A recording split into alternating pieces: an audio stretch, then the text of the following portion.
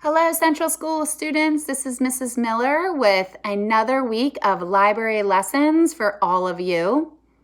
I want to encourage you to continue working hard throughout these last couple of weeks of school. We only have about 3 more weeks, and you guys have been doing a fabulous job with all of your lessons, not only library, but with everything that you've been doing in school.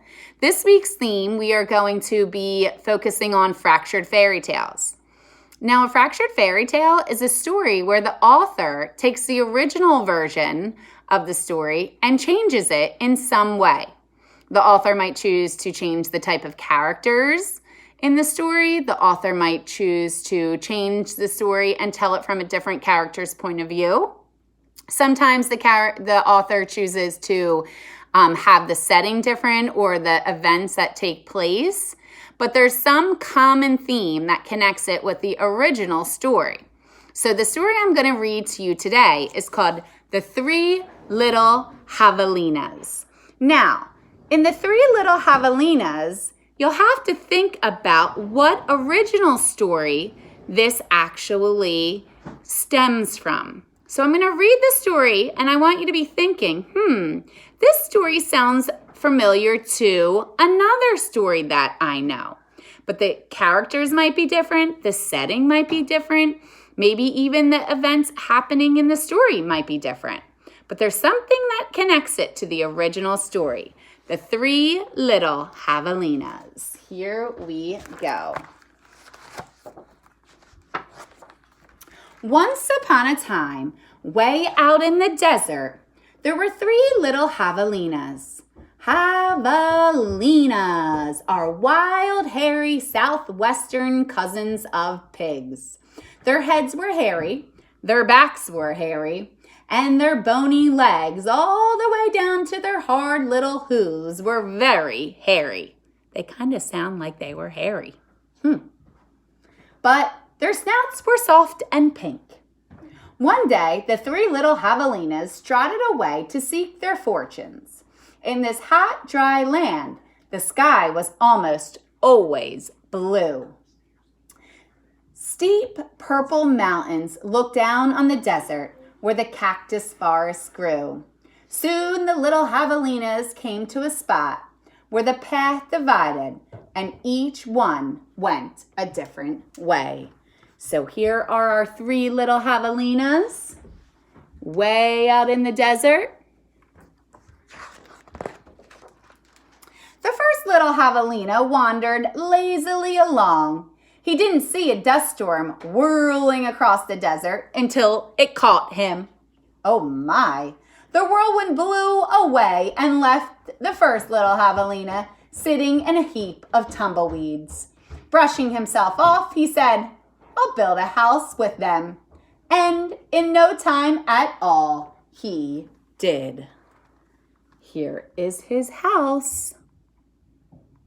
Very nice. Uh-oh. Then along came a coyote.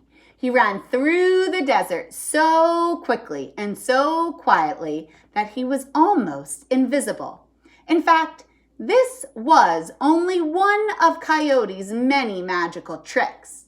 He laughed when he saw the tumbleweed house and smelled the javalina inside. Smells like dinner.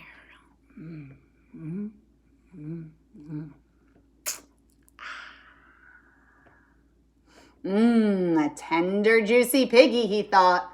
Coyote was tired of eating mice and rabbits. There he is. I wonder who the coyote reminds us of from our other stories that might be similar to this story.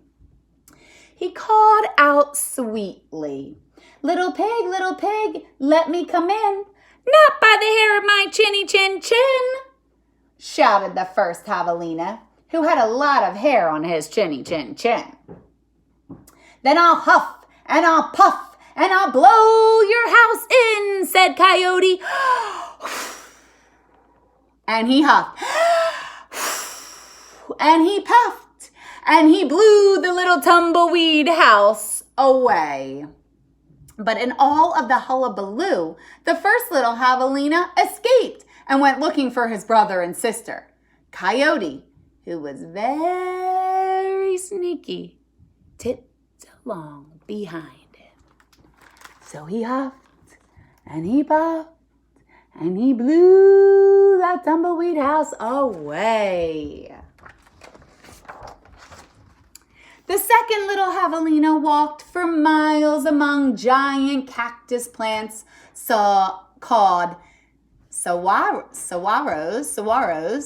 They held their ripe red fruit high in the sky, but they made almost no shade, and the little javelina grew hot.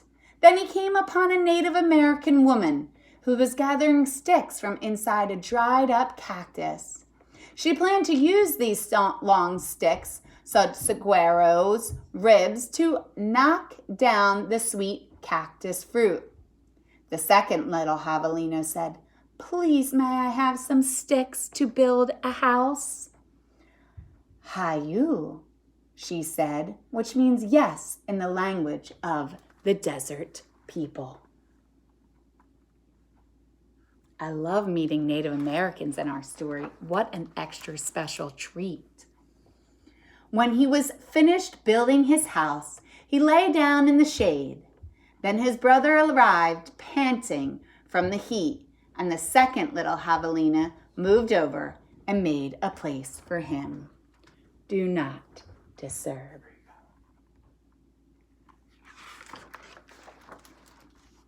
Pretty soon, Coyote found the saguaro rib house, and he used his magic to make his voice sound just like another javelina's. Little pig, let me come in," he called. But the little javelinas were suspicious, as they should be. The second one cried, "No, not by the hair of my chinny chin chin." "Bah," thought Coyote, "I am not going to eat you." Then Coyote smiled, showing all his sharp teeth. "I'll huff and I'll puff and I'll blow your house down." So he puffed and he puffed, and all the saguaro ribs came tumbling down.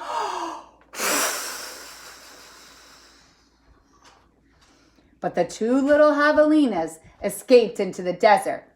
Still not discouraged, Coyote followed. Sometimes his magic did fail, but then he usually came up with another trick.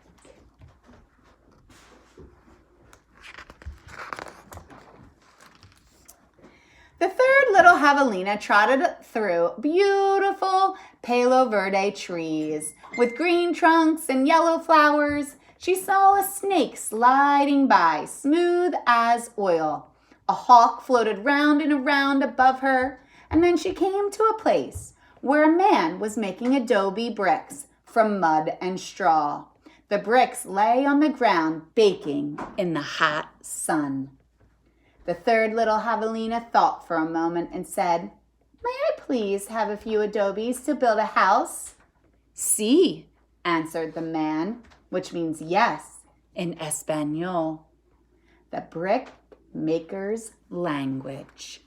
You boys and girls know Spanish as well from all of your classes with Señorita Divine and Señora Bayona. So the third javelina built herself a solid little adobe house, cool in summer and warm in winter. When her brothers found her, she welcomed them in and locked the door behind them. Coyote followed their trail. Uh-oh.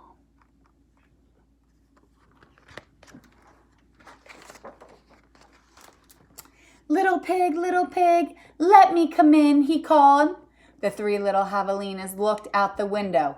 This time, Coyote pretended to be very old and weak, with no teeth and a sore paw. But they were not fooled. "No, Not by the hair of my chinny chin chin, called back the third little javelina. Then I'll huff and I'll puff and I'll blow your house in, said Coyote. He grinned, thinking of the wild pig dinner to come. Just try it, shouted the third javelina. So Coyote huffed and he puffed, but the adobe bricks did not budge. Again, Coyote tried. I'll huff and I'll puff and I'll blow your house in. The three javelinas covered their hairy ears, but nothing happened. The javelinas peeked out the window.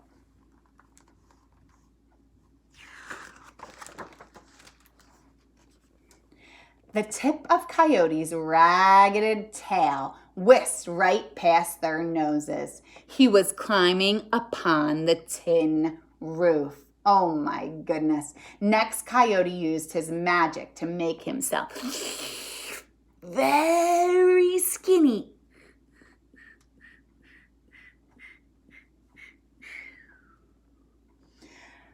The stovepipe, gasped the third little javelina. Quickly, she lit a fire inside her wood stove. What a feast it will be, Coyote said to himself. He squeezed into the stovepipe. I think I'll eat them with some red hot chili sauce. Oh, yeah. Whoosh!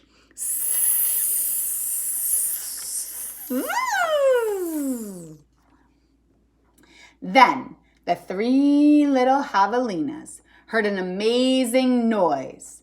It was not a bark. It was not a cackle. It was not a howl. It was not a scream. It was all of those sounds together. Yip, yip, yip, yip, yip, yip.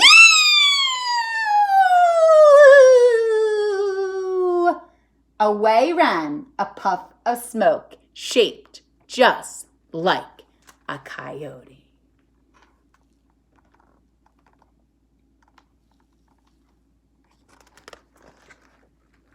Ooh, hoo. The three little javelinas lived happily ever after in the beautiful adobe house. And if you ever hear coyotes call way out in the desert at night, well, you know he's remembering the little javelinas. Oh!